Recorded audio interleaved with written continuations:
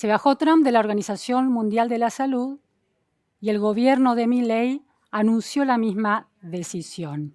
¿Cómo pensar el futuro, pero también el presente, no solo de la Argentina, sino también del mundo? ¿Qué está pasando? ¿Qué es este cambio? ¿Se dirige hacia una utopía o más bien hacia una distopía modelo Blade Runner? ¿Y qué rol tiene Milei, este Milei que se ha convertido en un ejemplo de desregulador envidiado por otras naciones del mundo, naciones del primer mundo, me refiero? ¿Qué rol tiene en la imaginación política que se está rearmando hoy en día? De eso vamos a hablar hoy en la repregunta con uno de los intelectuales que mejor viene pensando este tema de la vida social, la nueva forma de capitalismo y las disrupciones presentes. Me refiero a Alejandro Galeano. Muchísimas gracias, Alejandro, por estar hoy en la repregunta. Gracias a vos, Luciana, por invitarme. Alejandro es licenciado en Historia por la Universidad de Buenos Aires, donde también da clases de Historia de los Sistemas Políticos. Su foco de trabajo es la historia conceptual y la sociología de la cultura, y es autor de 2 libros de título muy atractivo. Uno de ellos es ¿Por qué el capitalismo puede soñar y nosotros no? Breve manual de las ideas de izquierda para pensar el futuro, y el otro, La máquina ingobernable. Alejandro, todos los sólidos se desvanecen en el aire, ¿no? Y organizaciones como la Organización Mundial de la Salud o Naciones Unidas están cuestionadas por distintos gobiernos y por todo un sector ideológico que se define como la nueva derecha. ¿Ese es un signo de los cambios y del nuevo tiempo que está atravesando el mundo? Sí, de hecho se podría invertir la frase. Después de 40 años de decir todos los sólidos se disuelve en bits o en el aire o en el flujo financiero, lo que estamos viendo ahora, y creo que caracteriza esta nueva fase del capitalismo, es que todo lo que pensamos que se disolvía en el aire está volviendo a ser sólido. Empezamos a sentir la estrechez de los recursos, la importancia de los estados soberanos para respaldar a las firmas. Hay un proceso de desglobalización, casi te diría de reterritorialización. Creo que si Trump tiene alguna misión histórica es liderar esa especie de repliegue de los capitales. Estoy hablando de los capitales de vanguardia, no de la industria que supuestamente él defiende, sino de Silicon Valley, que no por nada se quiere ir a Texas, ¿no? Hay como una idea de la tierra. Si podemos definir a esta nueva fase del capitalismo, diría que es como un retorno, una venganza de lo real. Eso es lo que la define. De lo real territorial, en principio. La idea de que el Estado-Nación coincide con un territorio y no con una supraestructura de gobernanza global. Exactamente, pero acompaña un proceso de reterritorialización de los capitales. Vos pensás que durante 50 años, después de la crisis de los 70, la solución que encontraron todas las grandes corporaciones occidentales fue globalizarse. Fue desengancharse de los procesos nacionales, de los marcos regulatorios, y los estados acompañaron eso.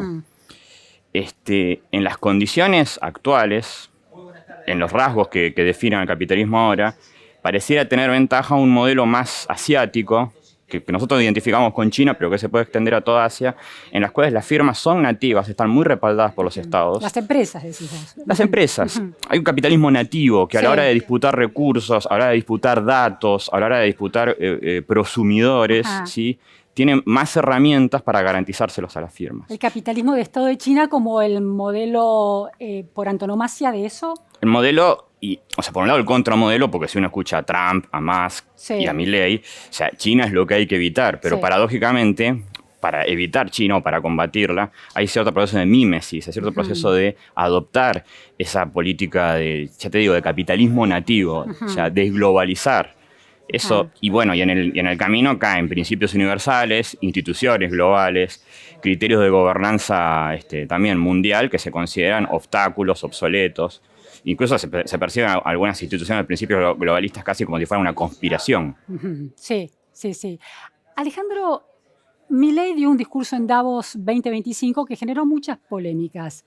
No quiero entrar en ese discurso que ya está muy gastada la interpretación sobre esos hechos, pero sí quiero ir a otro discurso de Milei que para mí fue el mejor discurso que ha dado desde que llegó al poder, que es el discurso en el Milken Institute el año pasado, cuando plantea esa idea de el héroe empresario, Elon Musk como el ejemplo cabal de eso, como una nueva etapa en la evolución casi de la humanidad, de la especie humana, saltando hacia Marte, ¿no? Desprendiéndose de las restricciones de la Tierra y llevando ese espíritu emprendedor al universo.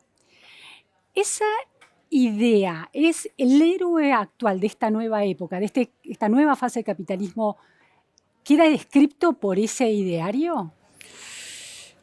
O sea, Musk, más allá de las exageraciones de Milei, que le gusta hablar en escalas, ¿no? El ajuste más grande de la historia de la humanidad y ese tipo de escala inchequeable, Musk representa muy bien esa combinación de el empresario disruptivo característico del capitalismo digital y la bajada a lo concreto. O sea, fíjate que Musk está haciendo punta en dos industrias vetustas, pero muy representativas del capitalismo norteamericano. La industria automotriz y la carrera aeroespacial. O sea, vetustas porque tienen una larga data, pero no porque hacia el futuro tengan riesgos, al contrario. Si uno escucha al CEO de Ford, la industria automotriz norteamericana no tiene nada que hacer ante la competencia china por los autos eléctricos. O sea, realmente tiraron la toalla. Solamente basta ver el diseño. Hasta los años 80, 90, el diseño de automóviles era la vanguardia del diseño. Hoy uno ve las USB y son todas iguales. Pero Tesla, Elon Musk, con Tesla no puede representar el futuro de ese Él se enfrenta a ese discurso ya está, de perdimos, pero con un modelo distinto, porque si hay algo regulado en la industria automotor, y él viene casi con un auto en versión beta, que puede pisar a un ciclista o prenderse fuego, bueno, mala suerte, vamos a seguir mejorándolo. Esa idea de ir mejorando las cosas en el camino, de tener una escala de empresa chica, más startup y no la gran corporación, es trasplantar prácticas y modelos de negocios del mundo digital al mundo material. Lo que estamos viendo, por eso te decía, retorno de lo real. Peter Thiel, una persona muy cercana a Elon Musk, que quiere llevar esto ya directamente a las ciencias de la vida, dice, lo que caracteriza a lo digital es que es inmaterial, pero los procesos son reversibles. Yo puedo borrar, o sea, control Z y vuelvo. Lo que caracteriza a la biología es que es material, pero los procesos son irreversibles. Lo que tenemos que hacer es trasplantar la reversibilidad de los procesos digitales a la materialidad de los procesos biológicos. Ese cruce para mí es lo que define la disrupción hoy. Ya no es el discurso de Steve Jobs. Es una bajada a lo real. ¿Cómo era el discurso de Steve Jobs comparados con este? Steve Jobs presentaba, o sea, era el representante, bueno, primero del optimismo y del emprendedorismo, pero también de una sociedad que era percibida más desde lo líquido, como decía Bauman, ¿no? O sea, los datos circulaban, los flujos financieros también, el resto quedaba atrás. Durante muchos años se percibió erróneamente una especie de desmaterialización de la economía. Se pensaba que, en líneas generales, la digitalidad iba a reducir la contaminación, iba a reducir las cargas, las empresas iban a prescindir de activos. Hoy vemos que no. O sea, el consumo de carbón se disparó por el deep learning por encima de los números que tenías antes de los acuerdos ambientales. El consumo de energía, decís. Pero y la huella de carbono, y también del carbón. Del carbón. Estamos hablando de carbón, estamos en el siglo China. XIX. ¿Esto es por China? Por todas las usinas que necesitan alimentar una infraestructura que consume energía de una manera demencial. Al agregar el blockchain, pero el deep learning, que es como la industria de punta de esta fase del capitalismo, es altamente consumidora. Los centros de datos requieren condiciones meteorológicas, agua dulce para funcionar. Entonces hay una disputa por los recursos. Sí. Entonces Peter Thiel y Elon Musk, la diferencia central con Steve Jobs, ¿podrías subrayarla? Es la bajada a lo material, es querer introducir la disrupción de lo digital al mundo de lo material. Autos, naves espaciales, colonización, bueno, el mismo biotecnología. El mismo cuerpo humano. El mismo cuerpo humano. Entiendo. Elon Musk habla de Marte y Peter Thiel hablaba, vos me dirás si parece que estoy atrasada en eso, ahora vos me vas a explicar eso, del seasteading. Y me interesa hacer esta aclaración. Milei tiene una relación muy cercana con Elon Musk, una fascinación mutua, según se muestra por lo menos públicamente. Y Peter Thiel, al principio de 2024, cuando recién iniciaba Milei su presidencia, llegó a la Argentina para encontrarse con Javier Milei, casi de manera, no sé si secreta, pero poco publicitada. Es decir, esas dos figuras centrales que vos estás trayendo a esta mesa de conversación en contacto con Milei. La imaginación de Elon Musk depositada en Marte y la de Peter Thiel en la biotecnología o en algún momento en el seasteading. ¿Qué es eso? ¿Qué significa todo eso para el mundo de la vida cultural, social y política? El seasteading es un proyecto de larga data. El primer experimento que me viene a la memoria es el de Minerva, que es de 1972, que es crear enclaves en alta mar que se sustraigan de cualquier legislación y soberanía nacional. Floating states, estados flotantes. Son flotantes, son comunitarios, hay algo medio contracultural, medio setentista en ellos, son libertarios. Medio Woodstock.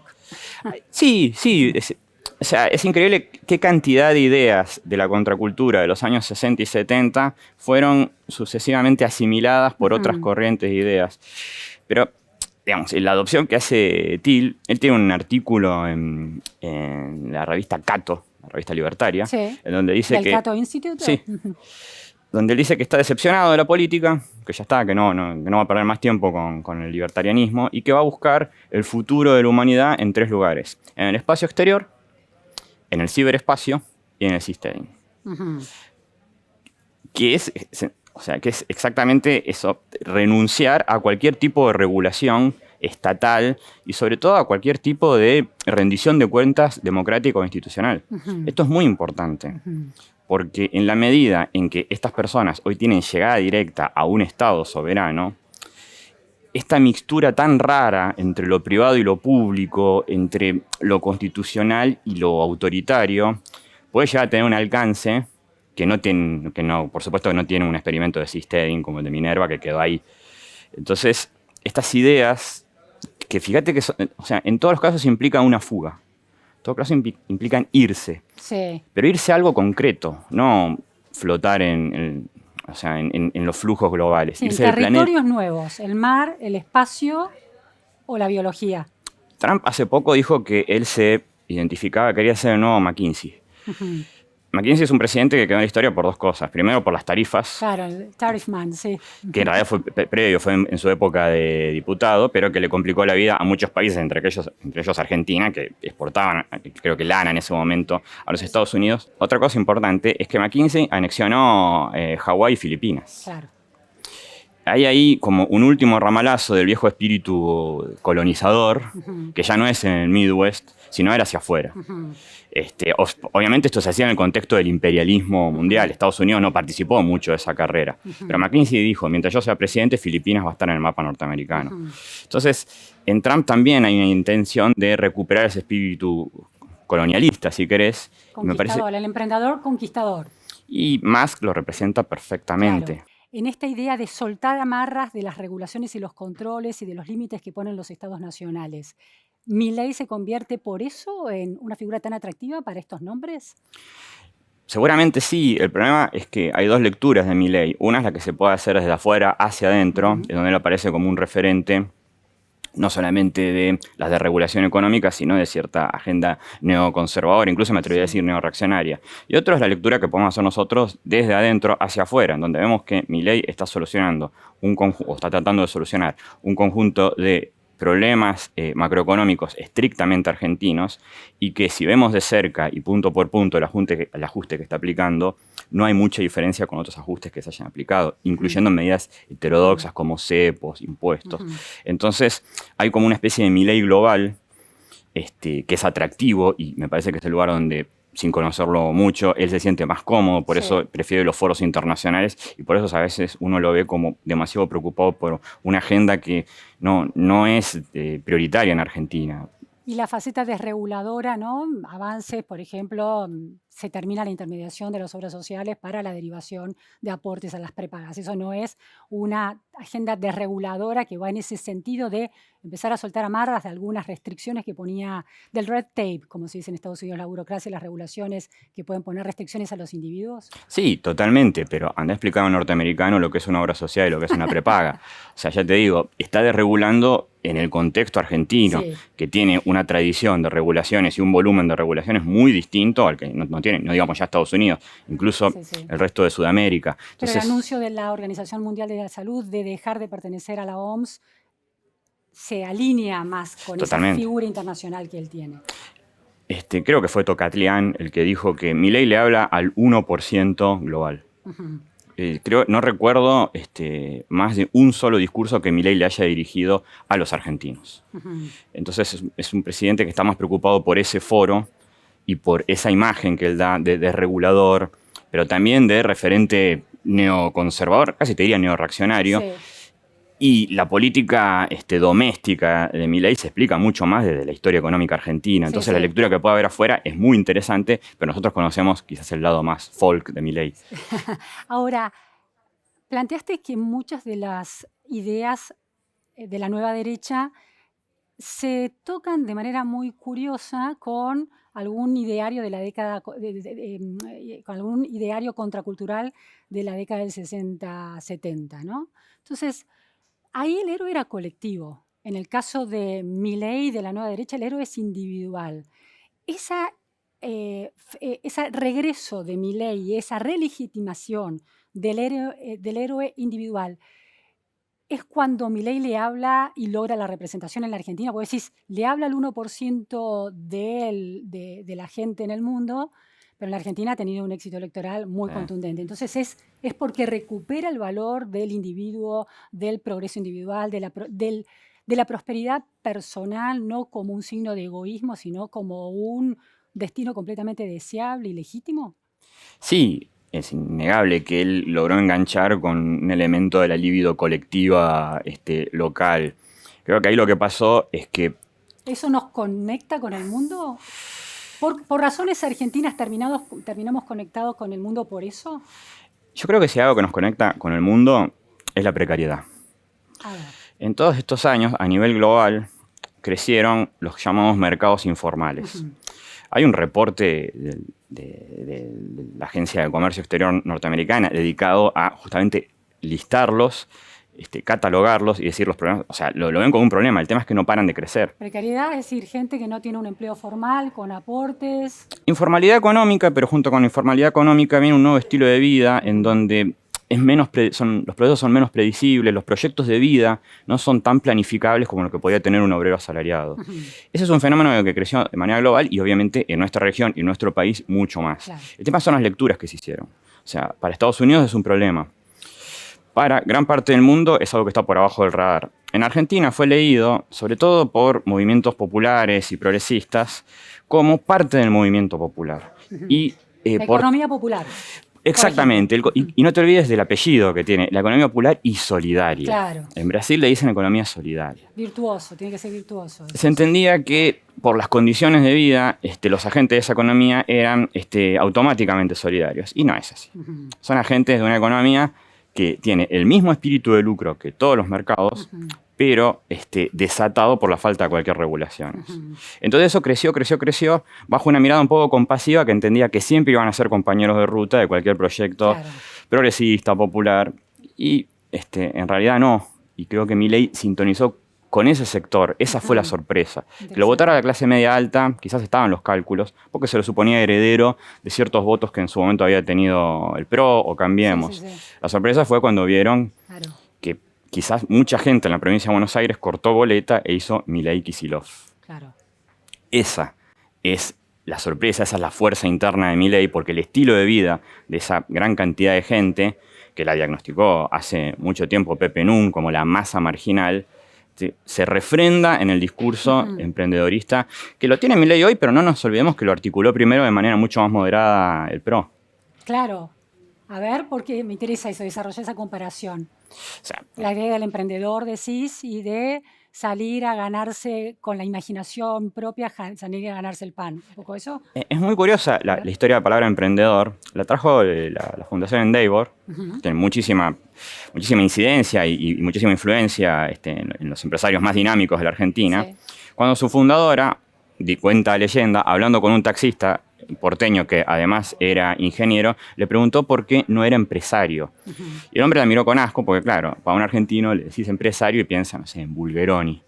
Entonces ahí se dio cuenta que había que buscar una palabra que fuera más aceptable. La palabra es emprendedor. Claro. Es el empresario chico, el empresario aventurero, el empresario que todavía tiene un sustrato popular, el empresario que nos puede llegar a caer bien. O es el ciudadano común que tiene una fuerza vital que lo lleva a querer progresar, ¿no? En definitiva. Es que en la medida en que la sociedad salarial se carcome, y se viene carcomiendo hace 40 años, todos somos un poco emprendedores. Claro. Incluso aquellas personas que tienen empleos en blanco no resisten la tentación de abrirse una actividad por afuera.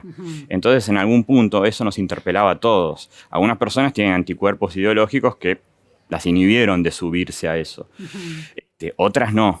Pero en un punto yo creo que hasta el más progresista está esperando que no haya cepo, que pueda girar dinero desde afuera sin problemas, que no le cobren el 30% por gastos afuera. Entonces hay como una libido realmente muy difundida de emprendedorismo.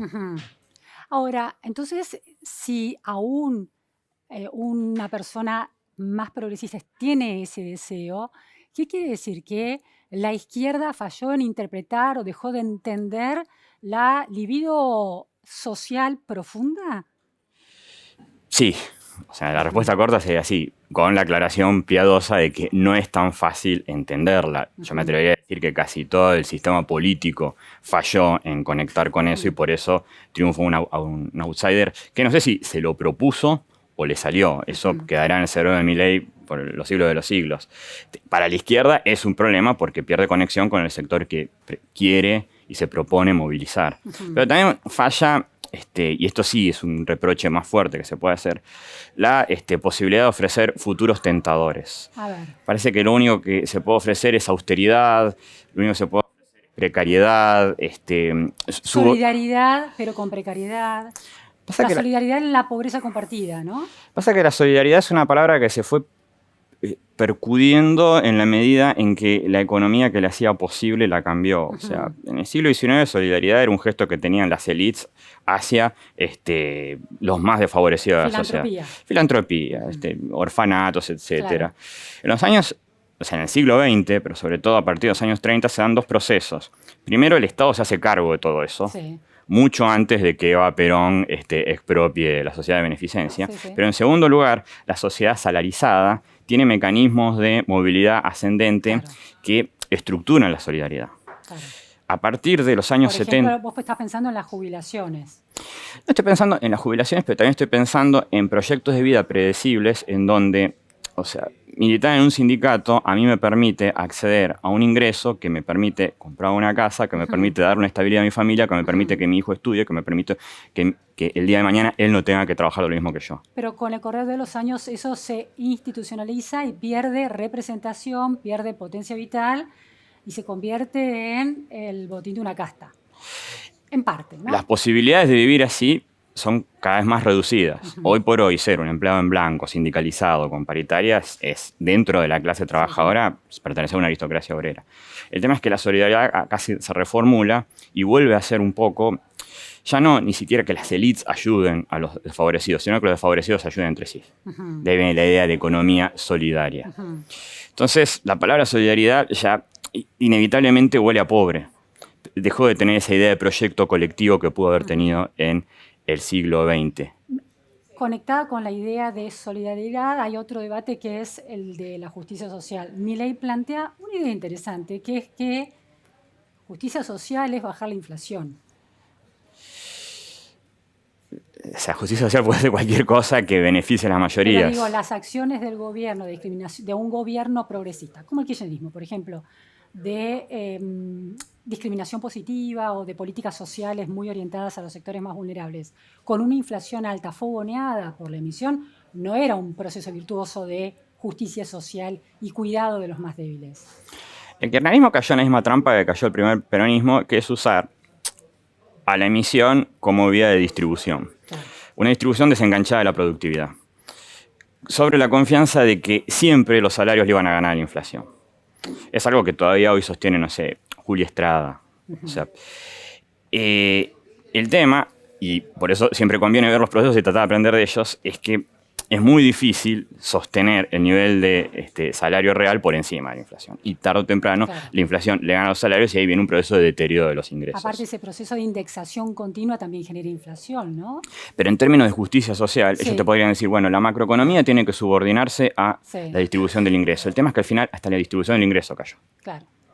Entonces tenía ventajas en un contexto inflacionario aquella persona que tenía ingresos en otra moneda o que podía poner sus ahorros en un activo que no fueran monetarios, y aquella persona que tenía poca capacidad de ahorro o se manejaba esencialmente con circulante local estaría perjudicada, y esos son los más pobres. A Milei se lo votó para bajar la inflación mucho más que para combatir la agenda woke o para criticar el estilo de vida de los homosexuales o para desengancharse de la Organización Mundial de la Salud. Está clarísimo. Alejandro, para ir terminando, quiero volver al futuro, ¿no? Que es tan interesante. En la década del 60, el sueño del hombre nuevo era la cara del Che, ¿no? El Che Guevara como representación de lo que podía ser el hombre nuevo.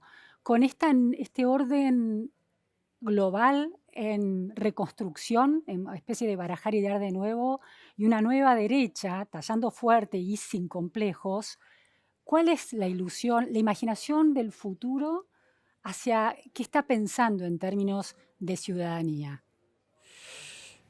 Te voy a responder del presente y después me estiro al futuro. Ya somos hombres nuevos. A ver. Nuestra subjetividad, que está envuelta en digitalidad, hace muchos años, Sí. ya cambió. Y me atrevería a decir que el rasgo principal de esta nueva subjetividad es que nos hicimos ingobernables en un punto. O sea, el hombre neoliberal, si querés llamarlo de una manera, era un consumidor pasivo que estaba enfrente de la televisión o enfrente de una vidriera.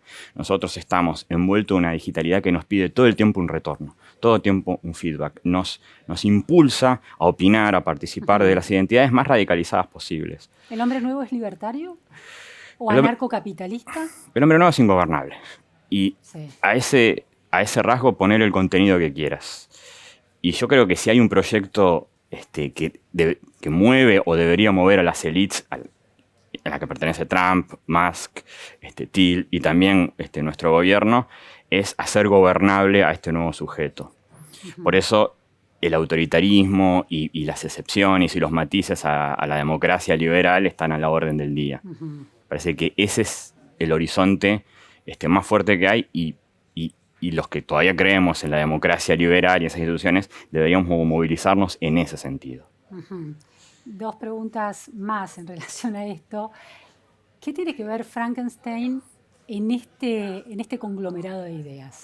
Frankenstein es el primer híbrido, ¿no?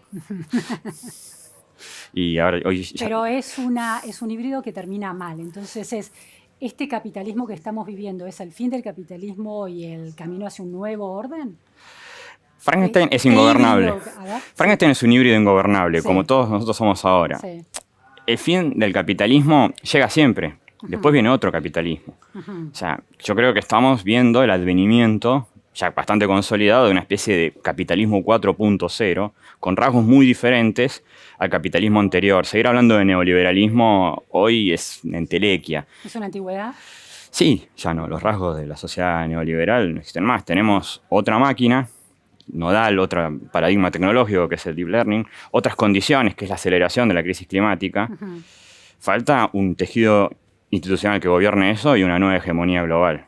Y el camino va a ser largo y pedregoso. ¿Por qué vos hablás del aceleracionismo de la izquierda y por qué eso no fue suficiente para producir una alternativa al capitalismo? ¿Qué es eso? ¿Qué es el aceleracionismo y por qué no logra resultados? El aceleracionismo es una doctrina que propone acelerar al capitalismo al punto de que se disuelva en sí mismo. Al principio no era, como tantas cosas, ni izquierda ni derecha, estaba ahí. Lo que pasa es que sus mentores, Nick Land por un lado, y por otro lado gente como Mark Fisher, Nick Snirsek, trataron de dar una bajada política. El aceleracionismo de izquierda fracasó porque confiaba en que al final del capitalismo había otra cosa que no era capitalista.